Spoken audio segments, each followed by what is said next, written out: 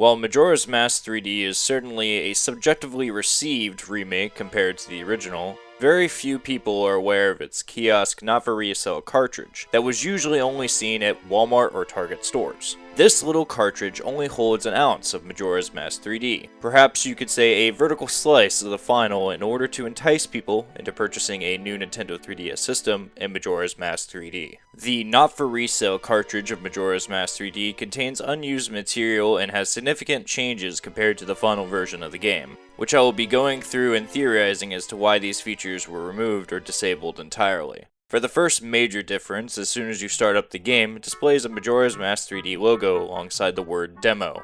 Upon starting the demo, another change is that the game displays 3 unique icons on the touchscreen, as well as unused text describing what those icons mean.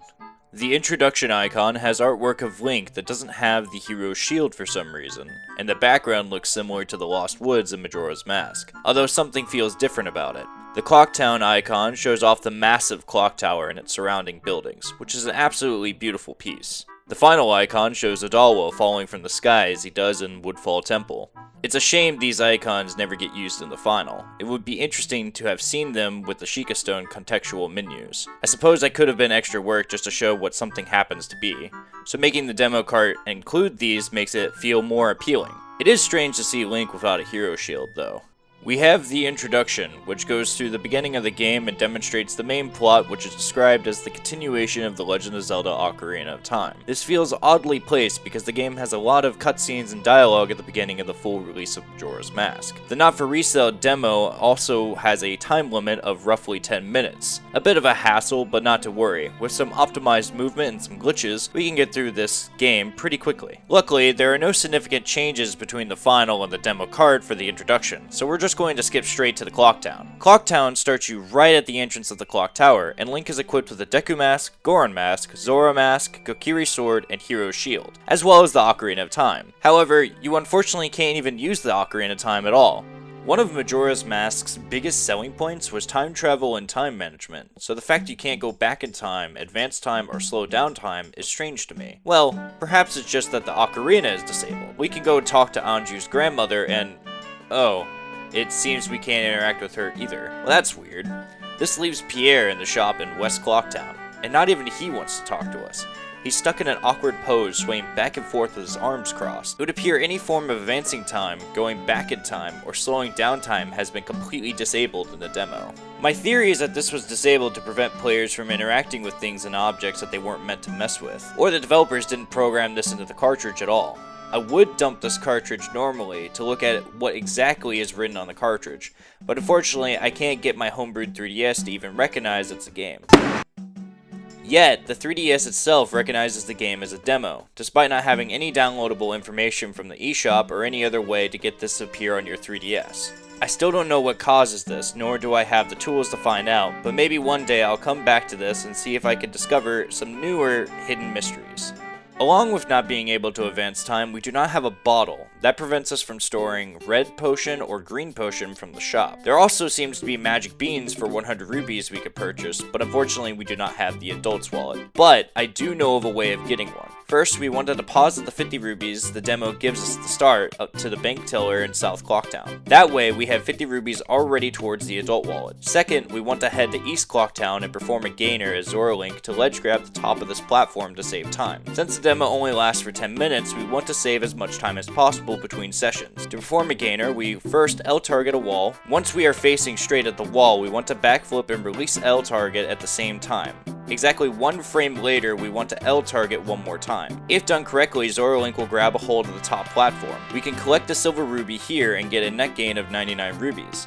Now let's return back and deposit those rubies. We can head and determine a field to collect the remaining rubies, and return to the bank teller and receive the adult's wallet. With 100 rubies in hand, we can approach the shopkeeper and purchase the magic beans, and I can't purchase them.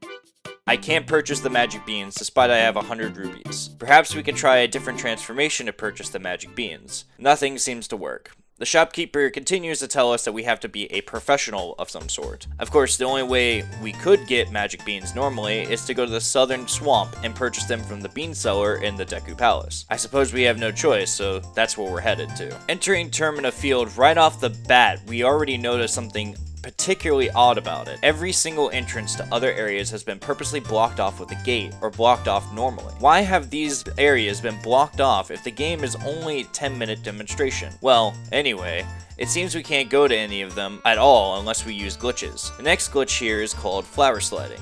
Flower sliding allows us to traverse large planes of area at massive speeds, but as an added bonus, we no longer have any collision, which allows us to clip out of bounds and under things. Normally in a speedrun, this would have been used to get to Great Bay early.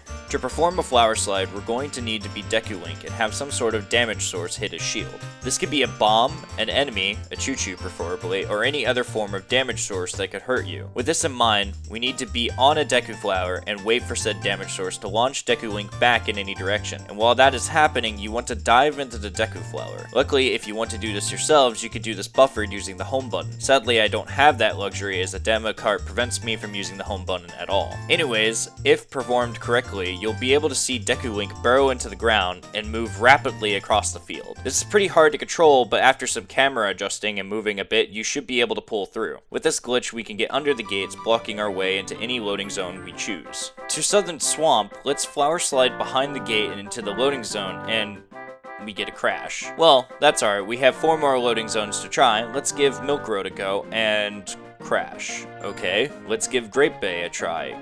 Crash. Alright, we seem to be running out of options. We could try Iconic Canyon and see if that will get us through, and wow, another crash. Every single area we've tried up to this point has crashed, although it seems like Great Bay Coast wanted to load but ran into some trouble. That leaves the path to Mountain Village left, which is blocked by ice that would freeze us normally if we touch it. Luckily, we can get past this by side hopping up this ledge. This ledge possibly wasn't tested properly by the devs and can be done in the game normally as well. You want to L target so you're facing the ice, but also be far away so that tattle doesn't target the icicle above you that you would normally hit with an arrow. Holding target, you want to get near the ledge and begin side hopping. I don't think this is particularly the hardest trick to perform, but definitely an oversight on the developer's side. Well, let's see if we can get into Mountain Village, hop down here, and wow, another crash. That's very disappointing. Well, there doesn't seem to be very much anything different in Termina Field. It looks pretty normal for Termina Field on day 1.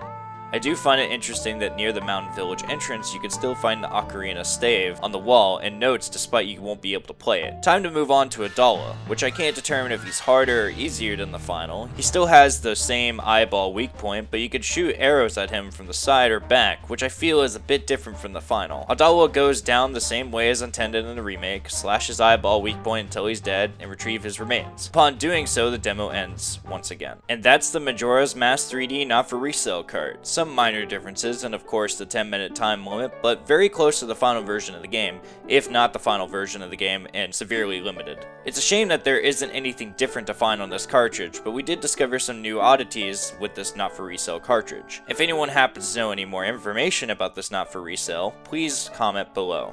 Before I go, I wanted to give a special thanks to Jam, also known as Starbender. He was a big help in the development of this video, and if you're into recreational music or freestyle pieces, feel free to check out his channel. With that, thank you very much for watching, and I hope to see you very, very soon.